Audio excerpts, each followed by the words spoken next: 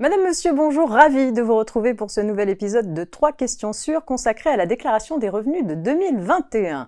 Nous sommes actuellement en pleine campagne déclarative des revenus de 2021, cela ne vous aura pas échappé. Nous savons que c'est un thème qui vous préoccupe car vous avez été très nombreuses et nombreux à nous poser vos questions. C'est donc un 3 questions sûres un peu exceptionnel que nous vous proposons aujourd'hui. Claire Garabédian de la rédaction fiscale sera à mes côtés pour vous accompagner et répondre à un grand nombre de vos questions. Et pas d'inquiétude, les questions auxquelles nous n'aurons pas répondu feront, elles, l'objet d'une publication distincte. Il est temps à présent d'accueillir notre experte. Bonjour Claire. Bonjour Marianne. Alors Claire, tout d'abord, pouvez-vous rapidement nous rappeler les dates limites de dépôt de la déclaration des revenus, notamment sur l'EDI? Oui, alors d'abord, papier, la date limite a été repoussée au 31 mai 2022. EFI, donc ça veut dire télédéclaré donc en ligne sur le site de l'administration fiscale, donc impôts.gouv.fr qu'on connaît tous. Là, les dates varient en fonction du lieu de résidence du contribuable. Donc c'est 24 mai, 31 mai, au 8 juin, au plus tard. Et donc l'EDI, ce qui nous intéresse, c'est une déclaration en ligne, mais via un logiciel. Et là, c'est une date unique, quel que soit le lieu de résidence du contribuable, qui est fixée au 8 juin 2022. Le site Edificas, donc c'est celui qui donne les cahiers des charges en fait, pour ces logiciels et l'EDI, tolère en fait un dépôt jusqu'au 15 juin 2022. Et le canal en fait, pour télédéclarer reste ouvert jusqu'à fin juin, mais en fait, c'est vraiment techniquement pour permettre que les dossiers passent si jamais il y avait des rejets en fait, lors de la transmission. Donc il faut retenir 8 juin, tolérance jusqu'au 15 juin pour le DI, date unique, quel que soit le lieu de résidence. Très bien, merci. Le rappel est utile, en effet, Claire. Comme il y avait beaucoup de questions, nous avons tenté de les regrouper par thématique. Je vous propose de commencer par les questions intéressant les enfants. On démarre avec Yolande, étudiante. Je fais garder ma fille en crèche. Le montant n'est pas affiché automatiquement. Dois-je enlever l'aide de la CAF et dans quelle case dois-je noter le montant ? Alors, donc, je comprends qu'elle fait référence en fait, au crédit d'impôt pour frais de garde d'un enfant de moins de 6 ans hors du domicile. Crédit d'impôt de 50% qui est plafonné. En fait, donc oui, si le montant n'est pas pré-rempli, il faut reprendre toutes les factures.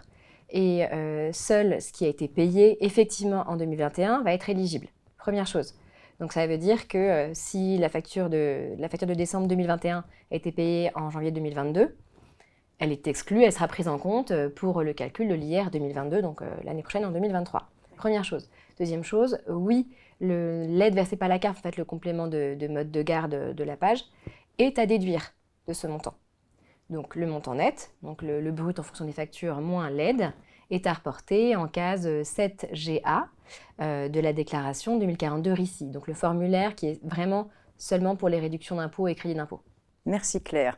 On continue avec les enfants, avec la question d'Angélique, chef comptable, qui nous demande tout d'abord, pour déclarer une pension alimentaire pour enfants majeurs détachés, quel est le montant maximum à déclarer ? Donc, premier rappel, donc, par enfant détaché, je comprends qu'il n'est juste pas rattaché à son foyer fiscal.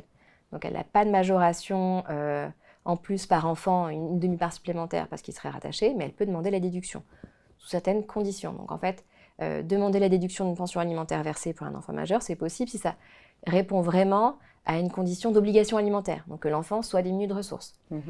Effectivement, il y a un montant plafonné, c'est-à-dire quel que soit le montant qu'on indiquerait dans sa déclaration au titre de la pension alimentaire pour enfants majeurs, de toute façon, au niveau du calcul de l'impôt, le montant déductible sera plafonné à 6 042 € pour l'impôt sur le revenu 2021. C'est revalorisé tous les ans, voilà. Et dernière chose, il faudra, si on demande la déduction d'une pension alimentaire, prouver que les versements ont bien été effectués, donc par des traces de virements bancaires ou autres. Ça respecte quand même la condition de ce qui est versé correspond en fait à la fortune de celui qui le verse et aux besoins du bénéficiaire. Voilà, c'est une petite règle d'or, mais en fait ça peut jouer parce qu'il y a tellement d'exemples que c'est à garder en tête. Et si la pension est acquittée en nature, en logement, en nourriture, là il faudra justifier la réalité de l'état de besoin. D'accord, très bien, merci Claire. Angélique, toujours, souhaite savoir s'il existe un forfait sans justificatif. Oui, il existe également un montant forfaitaire en fait, de 3 592 € pour le calcul de l'impôt sur le revenu 2021. Donc sans fournir effectivement aucune justification. Donc s'il héberge sous son toit l'enfant majeur, ce forfait couvre les dépenses de logement et de nourriture. Donc attention, techniquement, en fait, quand on demande la déduction de la pension alimentaire pour côté parent, côté enfant qui fait sa propre déclaration donc, techniquement, il doit déclarer également la pension alimentaire perçue. D'accord.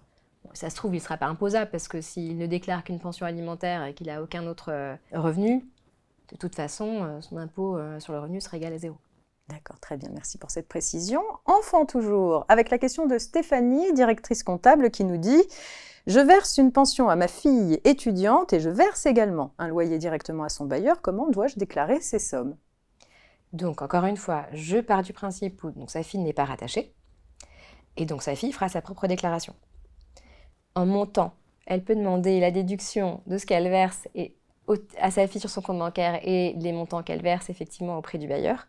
Et de toute façon, dans tous les cas, le montant sera plafonné à 6 042 € au titre de l'impôt sur le revenu de 2021. Et il faudra toujours, encore une fois, respecter les conditions pour que ce soit considéré comme une pension alimentaire déductible, donc d'être dans le cadre de l'obligation de secours envers sa fille. Donc si la pension est bien qualifiée d'alimentaire, il faudra la reporter dans la case 6EM ou 6EL, c'est la même ligne, de la déclaration 2042, donc le formulaire global. Merci Claire pour ces précisions. Je vous propose de traiter maintenant les questions concernant les frais réels. Tout d'abord la question d'Élodie, la voici. Quelles sont les preuves à garder concernant la déclaration des frais réels ? Ah, c'est la question à 1 million parce c'est tellement vaste, tellement il y a de frais réels demandés. Et quand on regarde, en fait, la charge de la preuve pèse sur le contribuable. Donc c'est à lui de garder les justificatifs. Alors, on ne va pas toujours forcément demander le détail du détail, mais il faut quand même donner tous les renseignements qui permettent de vérifier les données. Donc, si il demande l'application du barème des indemnités kilométriques pour le nombre de ses déplacements, il faut quand même qu'il donne des informations suffisamment précises sur son emploi du temps qui permettent de vérifier tel et tel rendez-vous pour justifier les déplacements entre son domicile et les rendez-vous, par exemple, professionnels. Donc, c'est très, très vaste. L'administration, en fait, ne demande pas forcément effectivement le détail et recommande à ses agents de ne pas demander, pas forcément que ce soit un élément bloquant, cette question de justification, mais en fait, c'est très dur de mettre le curseur et de répondre correctement à la réponse parce que autant des nuits d'hôtel ou des billets d'avion, ça va être facilement justifiable, voilà. Mais tout ce qui est sur des barèmes kilométriques, c'est un peu plus compliqué. Par exemple, un salarié qui, pour justifier ses barèmes kilométriques, donnerait des attestations de jours d'astreinte, des contrôles techniques, enfin des notes du garage automobile de contrôle technique, et qui donnerait le détail de ses relevés bancaires à l'administration en disant voilà, débrouillez-vous, ça ne suffirait pas. Donc il faut que ce soit vraiment suffisamment détaillé, sans forcément garder toutes les notes d'essence et tout ça. Et encore une fois, la charge de la preuve donc, pèse sur le contribuable et il faut également les garder pendant une certaine durée. Il ne faut pas oublier que le délai de reprise de l'administration pour l'impôt sur le revenu, en général, c'est 3 ans, principe. Donc, voilà. Merci. On retrouve Stéphanie, directrice comptable, qui a également une question relative aux frais réels. Nous sommes mariés et nous avons tous les deux un véhicule pour aller travailler. Pouvons-nous déclarer tous les deux nos frais réels ? Alors oui, là, bien sûr, pas de problème. C'est prévu par l'administration. Chacun a sa case distincte. Case 1 AK et 1 BK du formulaire 2042 dans le cadre consacré au salaire. Très bien. Pas de souci. Et chacun joint une liste détaillée, bien sûr, de ses frais réels. Frais réels, pardon. Très bien. Je vous propose d'enchaîner sans transition avec des questions relatives à l'épargne salariale, Claire. Première question sur le sujet de Yolande, étudiante. Mon mari vient d'avoir la possibilité de débloquer de l'épargne salariale. Dois-je la déclarer maintenant et dans quelle case ? De toute façon, si on parle de maintenant 2022, on ne va pas la déclarer dans la déclaration des revenus de 2021. Donc qu'elle soit imposable ou exonérée, il y aura rien à faire. D'accord. Et en revanche, juste petite alerte, c'est que si elle est versée, l'épargne salariale, par un prestataire, par un organisme prestataire extérieur, donc pas l'employeur, et qu'elle est versée en 2022 en cash, a priori, elle ne sera pas soumise à prélèvement à la source. Parce qu'il y a une tolérance là-dessus encore en 2022.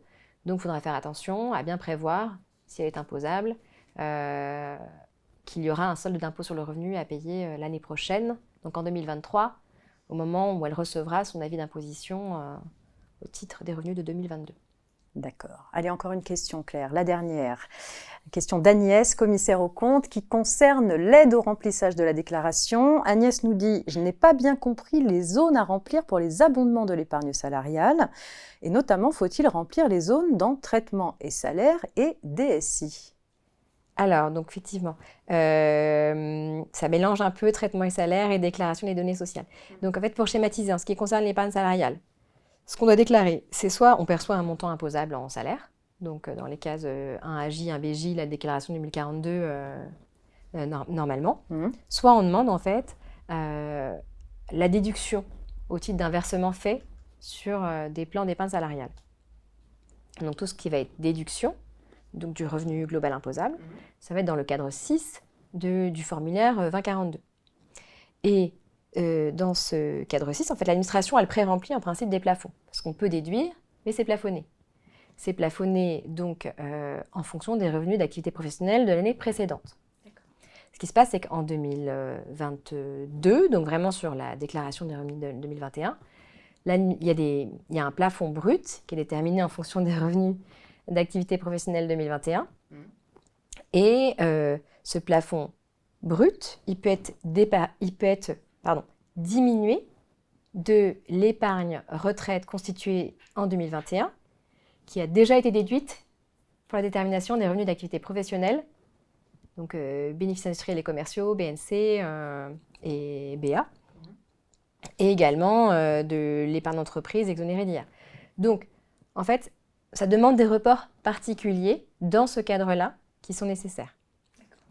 Et enfin, dernier point, donc c'est côté donc, DRITI, donc c'est l'ex-DSI. En fait, l'année dernière, au cours de la campagne des revenus 2020, il y a une déclaration fusionnée qui a été mise en place pour collecter les données fiscales et sociales en même temps. Donc l'ancienne DSI, qui est aujourd'hui renommée DRITI. Et dans cette déclaration DRITI, il y a également des lignes spécifiques dédiées à l'épargne salariale, en fait. Voilà, donc je donne les pistes de réflexion et en principe apparaîtront à l'écran les paragraphes listés pour ces pistes de réflexion pour trouver le détail pour creuser. Nous finissons donc ce 3 questions sur cette question. Merci beaucoup Claire d'être venue apporter votre expertise à nos abonnés. Et vous, nous vous remercions, chers abonnés, d'avoir posé autant de questions intéressantes. Comme je vous le disais au début de cette vidéo, une publication en ligne dans le fil quotidien ou dans le feuillet hebdomadaire devrait rapidement voir le jour pour évoquer les questions que nous n'avons pas pu aborder ensemble aujourd'hui. Vous pouvez également retrouver beaucoup d'informations sur la déclaration des revenus 2021 dans le feuillet hebdomadaire 39-37 qui présente toutes les nouveautés concernant l'impôt sur le revenu de 2021 et dans lequel vous retrouverez les principaux formulaires de déclaration. À noter case par case des numéros de paragraphes renvoyant au cahier RF 1133 consacré à l'impôt sur le revenu. Enfin, si ce n'est pas déjà fait, pensez bien sûr à vous abonner à la chaîne YouTube du groupe Revue Fiduciaire pour ne rien rater de nos productions vidéo. Je vous retrouve dans 2 semaines avec une nouvelle thématique à découvrir dans votre newsletter. Je vous souhaite une très agréable journée.